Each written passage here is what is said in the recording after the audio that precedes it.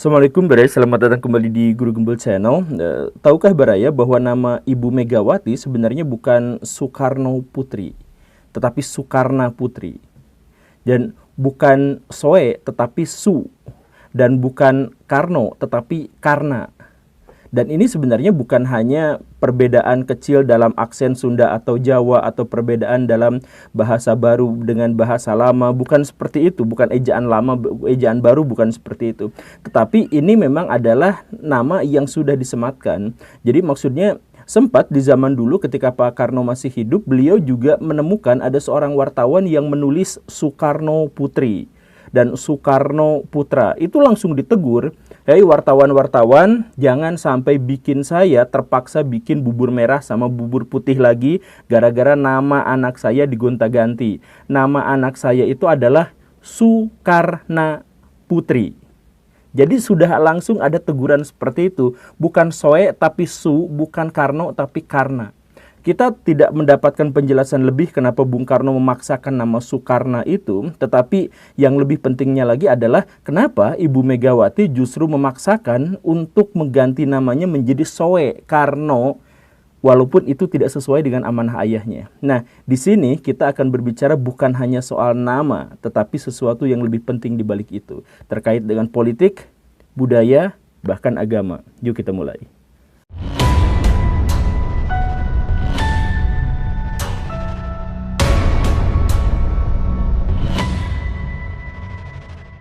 William Shakespeare dalam salah satu karya paling fenomenalnya, Romeo and Juliet, itu pernah menuliskan satu kalimat yang bermakna sampai sekarang dan diulang-ulang diucapkan oleh banyak orang, yaitu pernyataan apalah arti sebuah nama gitu, yang menunjukkan bahwa ya nama itu gak penting-penting amat, itu ngapain juga gitu kan. Ya itu sebenarnya panjang, konteks dalam kalimat itu panjang, tetapi ini juga mengingatkan kita pada beberapa tradisi, misalkan tradisi Abhidhamma di Buddhis itu juga sering mempertanyakan hal-hal yang bersifat identitas gitu, bukan mempertanyakan identitasnya apa, tetapi kenapa dia harus menyandang identitas itu gitu. Jadi misalkan ada seorang biksu Buddha di sebuah bandara ditanya, "Pak, nama asli Anda siapa?" Dia sebutkan namanya ini. Kata petugas bandara, "Maksud saya nama asli yang diberikan oleh orang tua Anda kepada Anda tuh siapa?" Gitu. Kata si biksu, "Lah, orang tua saya sendiri juga nggak tahu nama asli saya itu siapa. Jadi nama mereka bikin nama untuk saya, tetapi mereka nggak tahu nama asli saya itu siapa." Kadang-kadang orang Buddha tuh ngeselin ya, malah diajak berfilsafat gitu. Ya maksudnya, ya kan orang tuanya sendiri memang tidak pernah tahu nama asli si biksu itu siapa, kenapa dia ngasih nama gitu. Atau misalkan dalam filsafat kontinental barat juga kita mengenal banyak sekali serangan-serangan terhadap nama, terhadap unsur-unsur identitas gitu, terhadap bahasa gitu. Itu orang-orang filsafat kontinental itu memang nyebelin juga, suka nanya-nanya hal yang kayak gitu gitu. Nah, tetapi beda orang, beda cerita, beda tradisi juga beda pemahaman. Jadi di Indonesia atau di Nusantara secara umum, nama itu penting.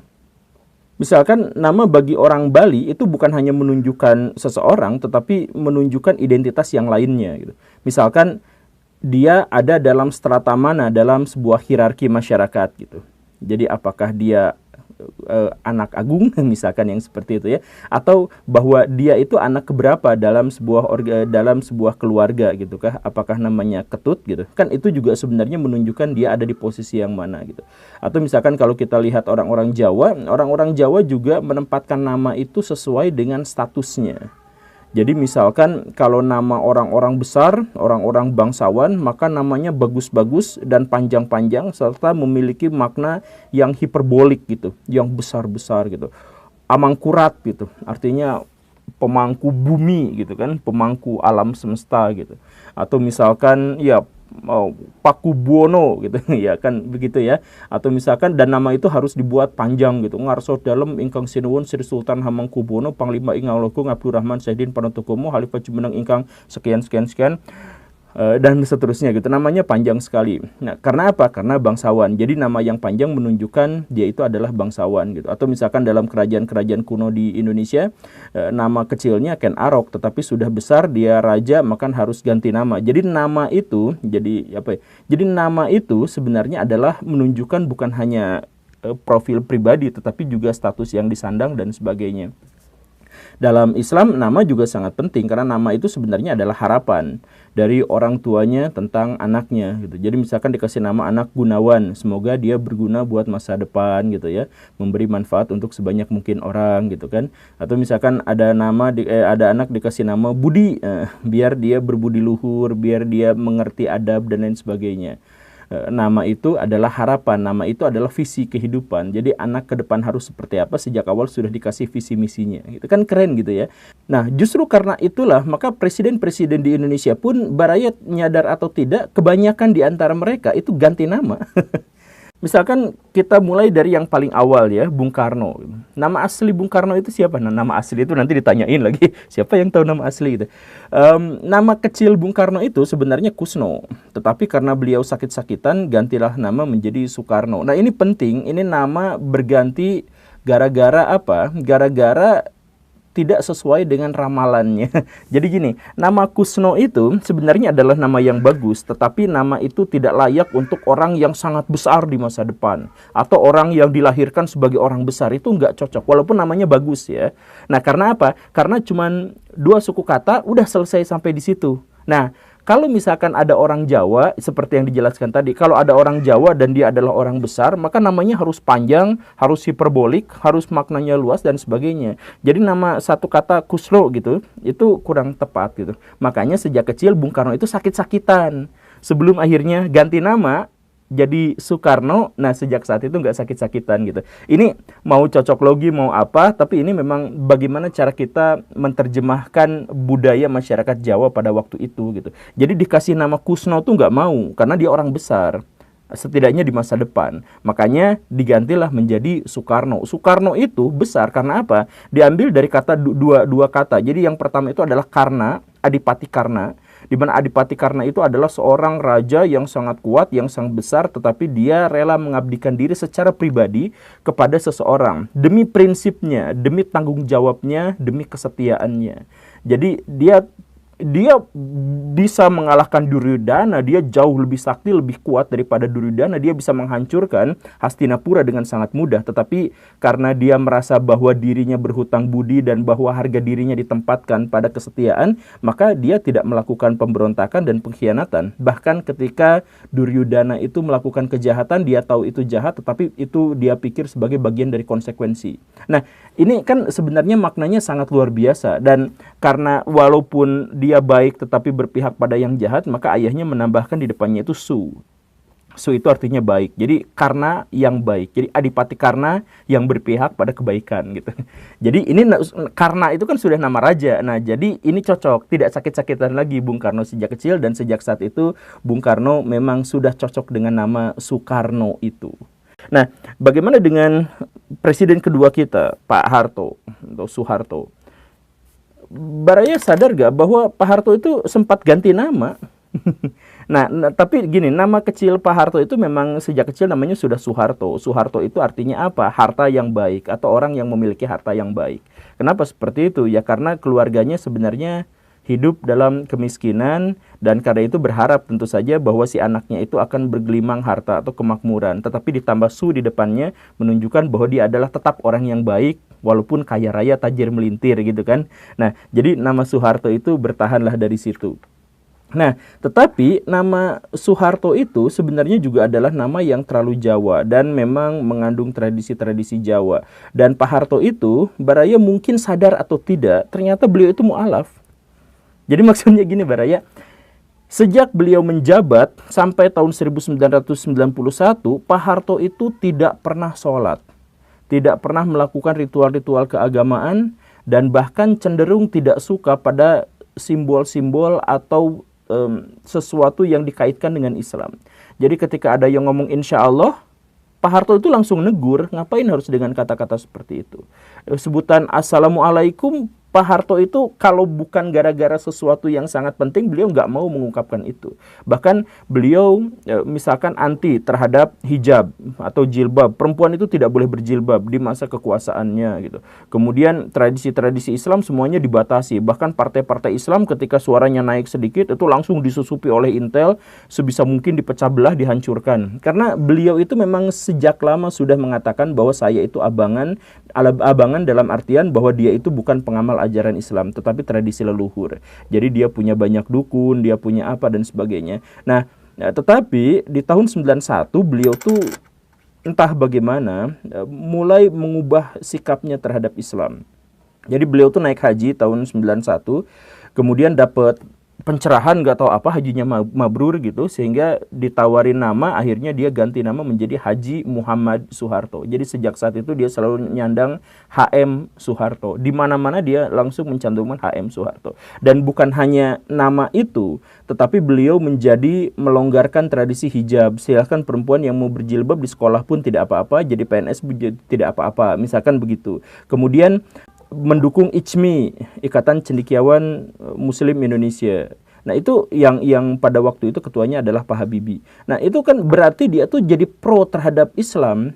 Kemudian beliau juga bahkan menjadi salah satu orang yang paling berjasa dalam meletakkan ekonomi syariah dengan mendirikan Bank Muamalah, atau menjadi bagian dari orang yang mendirikan Bank Muamalah. Itu Pak Harto seperti itu. Nah, jadi ketika Pak Harto ganti nama itu sebenarnya menunjukkan identitas yang benar-benar sepenuhnya berubah gitu. Bahwa dirinya adalah seorang muslim, bahkan taat. Jadi di akhir masa pemerintahan itu, beliau sempat berdebat dengan Pak Habibie dan beliau itu mengatakan bahwa Pak Habibie, Anda tuh soleh, sholat 5 waktu sehari. Saya juga sholat 5 waktu sehari. Nah, kutipan itu menunjukkan bahwa beliau tuh sudah benar-benar taat gitu. Di episode yang lampau saya jelaskan bahwa inilah alasan kenapa Kanjeng Nyi Roro Kidul tidak lagi setia pada Pak Harto gitu. Ya, tetapi apapun itu, ketika Pak Harto ganti nama menjadi Haji Muhammad Soeharto, itu sebenarnya bukan hanya ganti nama seperti yang tadi itu, tetapi bahwa kecenderungan politik beliau, kebijakan-kebijakan beliau, sikap pribadi beliau itu sepenuhnya berbeda. Ganti nama itu menunjukkan bahwa secara serius beliau memang mendalami dan mencoba untuk mengamalkan ajaran Islam. Walaupun ya belum selesai gitu ya, karena korupsi. Kita lanjut ke, kalau Habibie kita lewat saja, kenapa Habibie itu tidak ganti nama. Yang ganti nama itu adalah Gus Dur. Nah, Gus Dur itu penting juga dalam memahami tradisi Jawa gitu. Jadi nama Gus Dur itu, nama aslinya, nama lahirnya itu adalah Abdurrahman Al-Dakhil. Diambil dari salah seorang khalifah dinasti Fatimiyah, dinasti Umayyah di Cordova yang paling besar, yang paling terkenal, dan jalan hidupnya itu benar-benar inspiratif gitu. Al-Dakhil itu, sang penakluk itu. Nah, namanya itu adalah Abdurrahman Al-Dakhil, tetapi karena orang Jawa susah mengejanya, ya sebagian orang Jawa itu kan menyebut Al-Fatihah aja Al-Fatihah gitu. Abdurrahman Ngabdurrahman gitu. Nah, jadi nama Al-Dakhil itu benar-benar susah dieja oleh orang-orang Jawa pada waktu itu, dan itu bisa mengancam. Jadi ada perpecahan antara nama Arab dengan nama Jawa, itu kan jadi agak bingung gitu. Nah, akhirnya diganti saja sama ayahnya, Ad-Dakhil itu diganti menjadi Abdurrahman Wahid. Wahid itu nama yang sangat enak untuk lidah orang Jawa. Nah, jadi pergantian nama ini menunjukkan apa? Menunjukkan upaya rekonsiliasi antara Islam dengan Arab, antara Jawa dengan Arab gitu. Jadi orang tuanya berusaha untuk mengait-ngaitkan, tetap tidak lepas antara tradisi Jawa dengan tradisi Islam, dan ini melekat sampai Gus Dur di akhir hayatnya. Beliau itu adalah orang yang berusaha untuk mengkompromikan atau bahkan menyeimbangkan dan menyatukan antara ajaran-ajaran luhur Islam dengan tradisi-tradisi Jawa gitu. Dan begitu. Nah, tetapi nama itu juga tidak terlalu populer karena pada akhirnya namanya jadi Gus Dur. Nah, Gus Dur itu juga sebenarnya adalah semacam upaya untuk mensinkronkan antara tradisi Jawa dengan tradisi Islam. Jadi nama Gus itu singkatan dari bagus atau cah bagus. Jadi cah bagus itu adalah sebutan untuk anak-anak kiai, untuk orang-orang terpandang gitu, dipanggilnya Gus gitu. Nah, dari singkatan dari bagus itu Dur Abdurrahman. Sebenarnya nama Abdurrahman itu kan jangan dipotong. Kalau misalkan Durnya aja kan berarti artinya ba gitu. Kan hamba gitu jadi ba gitu. Ya, tapi karena ini cocok buat orang Jawa, penting buat orang Jawa, jadi ya namanya lebih pas untuk disebut sebagai Gus Dur gitu. Nah, cuman sayangnya tradisi Jawa balik lagi untuk menekankan bahwa dia tidak cocok jadi presiden. Karena apa?